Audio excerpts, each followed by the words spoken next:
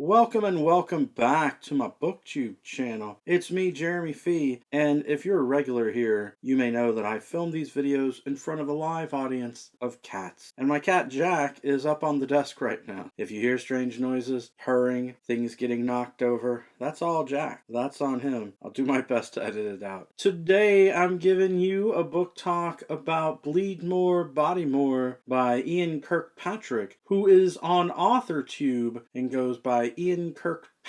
I'll put all the link stuff down below for you. I'm always happy to read a book of an author-tuber, and even though I'm subscribed to her channel and I've watched several of her videos over time, I somehow forgot that this was her book. You know, sometimes in your brain you just compartmentalize things. I forgot this was an author-tuber book, and so when I was on Netgalley however long ago, I requested the book so I could read it, and then it clicked over time. I was like, oh yeah, this is Ian Kirkpatrick's book. But anyway, it's really fun to read. I recommend it for you if you are a fan of supernatural horror that has people who die with ghost spirits and weird journeys. In my actual written review, I made a comment that when you get to about the 20% mark of the book, where it really shifts into the supernatural, it goes from feeling like an urban mystery murder book to feeling like kind of a mix of Dante's Inferno and the Westworld in the best of possible ways. But I feel it's okay to talk about that. It doesn't feel like a spoiler because the author talks about that with the promotional material. Oh, that first 20%, you're getting to know the character, the atmosphere, the setting. The main character is a tomboy who works at a mechanic's shop where they tow cars and work on cars. And one evening while she's out to get a tow,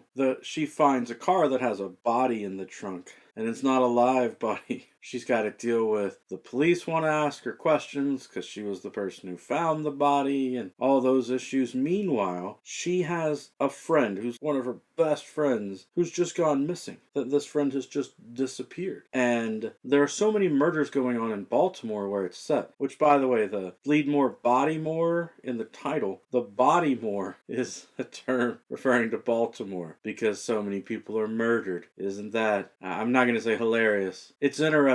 It's fun wordplay. Just so sad that so many people get murdered in Baltimore. But even though I've not spent a bunch of time in Baltimore, I felt like Baltimore really came alive, and then dare I say, undead in this story. I enjoyed reading it. I've got an official review that is on Goodreads, and I'll have a review on Amazon, eventually. Amazon is a difficult site sometimes for us book reviewers because they won't let you post until the official release date. This book comes out on Halloween. I read it through Netgalley as an advanced e-arc, which I should have said at the beginning of the video. Thank you, Netgalley. Thank you, the publishing company, Steakhouse, and to the author for putting it there. Those of you who like audiobooks, I didn't know this was going to happen, but when I was listening to some of the author's videos this last week, she announced there's also an audiobook that's going to be on Netgalley, and when I went and looked yesterday, it looked like the audiobook is now available on Netgalley. That's good news for those of you who like to listen to the books. There are some funny things in the story. For a story that's got so much of a gothic feel and a lot of murder and death and suspense,